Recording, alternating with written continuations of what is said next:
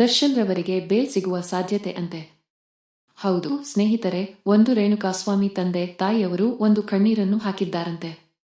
ಇಲ್ಲ, ಅವನು ನನ್ನ ಮಗನ ತರ, ಸೊ ಅವನನ್ನು ಬಿಟ್ಟು ಬಿಡಿ. ಸೊ ಯಾಕಪ್ಪ ಅಂತ ಅಂದ್ರೆ ನಾವೇ ಒಂದು ಸಂಧಾನವನ್ನು ಮಾಡಿಕೊಳ್ಳುತ್ತೇವೆ ಅನ್ನೋ ಮಾತನ್ನು ಇಲ್ಲಿ ರೇಣುಕಾಸ್ವಾಮಿ ತಂದೆ ತಾಯಿಯವರು ಹೇಳಿದ್ದಾರಂತೆ. ಇಲ್ಲ, ನಾನು ಅವನು ಒಳಗಿದ್ದರೆ ನಮಗೂ ಏನೂ ಪ್ರಯೋಜನ ಆಗೋದಿಲ್ಲ. ಸೊ ಅವರೇನಾದರೂ ಹೊರಗೆ ಬಂದರೆ ನಮಗೂ ಒಂದಿಷ್ಟು ಸಹಾಯವನ್ನು ಮಾಡುತ್ತಾರೆ. ನಮಗೂ ಯಾರೂ ಆಸರೆ ಇಲ್ಲದಂತಾಗಿದೆ ಅನ್ನೋ ಮಾತನ್ನು ರೇಣುಕಾಸ್ವಾಮಿ ಅವರು ಹೇಳಿದ್ದಾರಂತೆ. ಸೊ ಅಷ್ಟಕ್ಕೂ ದರ್ಶನ್ ರವರು ಏನಾದರೂ ಬೇಲ್ ಸಿಗುತ್ತಾ? ಸೊ ಏನಾಗುತ್ತೆ? ಯಾಕೆ ಈ ರೀತಿಯಾಗಿ ಒಂದು ಮಾತನ್ನು ಹೇಳಿದರು? ಇದಕ್ಕೆ ಕೋರ್ಟ್ ಪ್ರತಿಕ್ರಿಯಿಸಿದ ಉತ್ತರವಾದರೂ ಏನು? ದರ್ಶನ್ ರವರು ಇದಕ್ಕೆ ಏನು ಹೇಳಿದರು? ಇದೆಲ್ಲದರ ಬಗ್ಗೆ ಸಂಪೂರ್ಣವಾದ ಮಾಹಿತಿಯನ್ನು ಈ ಒಂದು ವಿಡಿಯೋದಲ್ಲಿ ನಾನು ನಿಮಗೆ ತಿಳಿಸಿಕೊಡ್ತೀನಿ.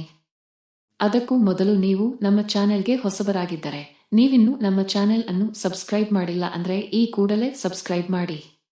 ಹಾಗೆ ಒಂದು ಪಕ್ಕದಲ್ಲಿರುವ ಬೆಲ್ ಐಕಾನ್ ಅನ್ನು ಪ್ರೆಸ್ ಮಾಡುವುದರ ಮೂಲಕ ನಮಗೆ ಸಪೋರ್ಟ್ ಮಾಡಿ. ಹಾಗಿದ್ದರೆ ತಡ ಯಾಕೆ ಮಾಡುವುದು, ಬನ್ನಿ ಸ್ನೇಹಿತರೆ ವಿಡಿಯೋವನ್ನು ಸ್ಟಾರ್ಟ್ ಮಾಡೋಣ. ಮೊಟ್ಟಮೊದಲನೆಯದಾಗಿ ಹೇಳಬೇಕಪ್ಪ ಅಂತ ಅಂದರೆ ದರ್ಶನ್ ರವರ ಬಗ್ಗೆ ಈಗಾಗಲೇ ಒಂದು ರೇಣುಕಾಸ್ವಾಮಿ ಕೊಲೆ ಪ್ರಕರಣದಲ್ಲಿ ದರ್ಶನ್ ರವರು ಜೈಲಿನಲ್ಲಿದ್ದಾರೆ. ಮನುಷ್ಯ ಯಾವುದೇ ಒಂದು ಕೆಟ್ಟ ಕೆಲಸವನ್ನು ಮಾಡಲಿ, ಯಾವುದೇ ಒಂದು ಒಳ್ಳೆಯ ಕೆಲಸವನ್ನು ಮಾಡಲಿ, 1000 ಒಳ್ಳೆಯ ಕೆಲಸವನ್ನು ಮಾಡಿ ಒಂದು ಕೆಟ್ಟ ಕೆಲಸವನ್ನು ಮಾಡಿದರೂ ಕೂಡ ಆ ಕಪ್ಪು ಚುಕ್ಕೆ ಆ ಮನುಷ್ಯನಿಗೆ ಇದ್ದೇ ಇರುತ್ತೆ. ಸೊ ಆ ಒಂದು ಕಪ್ಪು ಚುಕ್ಕೆ ಒಂದು ಅಸಹ್ಯವಾಗಿ ಮನುಷ್ಯನಿಗೆ ಕಾಣುತ್ತೆ. ಸೊ ಅದೇ ರೀತಿ ಹಲವಾರು ಒಂದು ಜನರಿಗೆ ಒಂದು ಬಾಳಿಗೆ ಬೆಳಕಾಗಿದ್ದರು.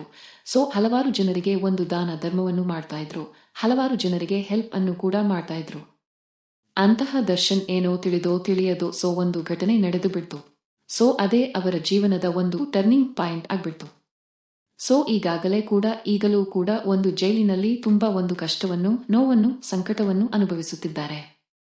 ಸೊ ಯಾವ ರೀತಿಯಾಗಿ ಬಿಟ್ಟಿದ್ದಾರೆ ಪಕ್ಕ ಅಂತ ಅಂದರೆ, ಇಲ್ಲ ನನಗೆ ವಿಷ ಕೊಟ್ಟು ಬಿಡಿ, ನಾನು ಸತ್ತು ಹೋಗ್ತೀನಿ ಅನ್ನೋ ಮಾತನ್ನು ಕೂಡ ಇಲ್ಲಿ ಒಂದು ನ್ಯಾಯಾಧೀಶರ ಮುಂದೆ ಒಂದು ದರ್ಶನ್ ರವರು ಹೇಳಿದ್ದಾರಂತೆ.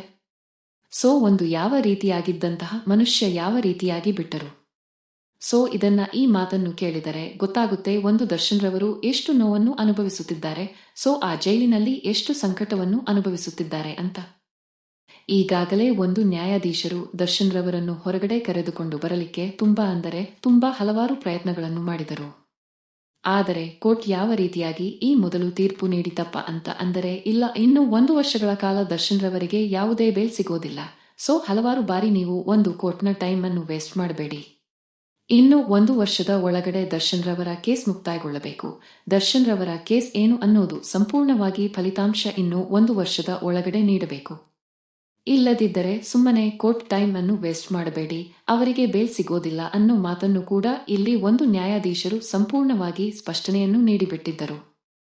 ಇನ್ನು ನೋಡಬೇಕಪ್ಪ ಅಂತ ಅಂದರೆ ರೇಣುಕಾಸ್ವಾಮಿ ತಂದೆ ತಾಯಿಯವರು ಕೂಡ ಈಗ ಏನು ಹೇಳುತ್ತಿದ್ದಾರೆ ಅಪ್ಪ ಅಂತ ಅಂದರೆ, ಇಲ್ಲ ಅವರು ಕೂಡ ನಮ್ಮ ಮಗ ಇದ್ದ ಹಾಗೆ, ಸೊ ಅವರನ್ನು ಬಿಟ್ಟು ಬಿಡಿ. ಯಾಕಪ್ಪ ಅಂತ ಅಂದರೆ ಅವರ ನರಳಾಟವನ್ನು ನೋಡೋಕೆ ಆಗ್ತಾ ಇಲ್ಲ ಅನ್ನೋ ಮಾತನ್ನು ಇಲ್ಲಿ ಹೇಳಿದ್ದಾರಂತೆ. ನನ್ನ ಮಗ ಇದ್ದರೆ ಚೆನ್ನಾಗಿ ನೋಡಿಕೊಳ್ಳುತ್ತಿತ್ತು ಇಲ್ವೋ ಗೊತ್ತಿಲ್ಲ, ಸೊ ಅವರಾದರೂ ನನ್ನನ್ನು ಚೆನ್ನಾಗಿ ನೋಡಿಕೊಳ್ಳಲಿ ಅನ್ನೋ ಮಾತನ್ನು ಇಲ್ಲಿ ರೇಣುಕಾಸ್ವಾಮಿ ತಂದೆ ತಾಯಿಯವರು ಹೇಳಿದ್ದಾರಂತೆ. ಇನ್ನು ನೋಡಬೇಕಪ್ಪ ಅಂತ ಅಂದರೆ ಈ ವಿಷಯದ ಕುರಿತು ತುಂಬಾನೇ ಚರ್ಚೆ ಆಗ್ತಾ ಇದೆ ಅಂತೆ ಸೋಷಿಯಲ್ ಮೀಡಿಯಾದಲ್ಲಿ. ಒಂದು ದರ್ಶನ್ ರವರು ಆದಷ್ಟು ಬೇಗ ಹೊರಬರಲಿ ಅಂತಕ್ಕಂಥದ್ದು ಅಭಿಮಾನಿಗಳ ಆಸೆ ಕೂಡ ಆಗಿದೆ.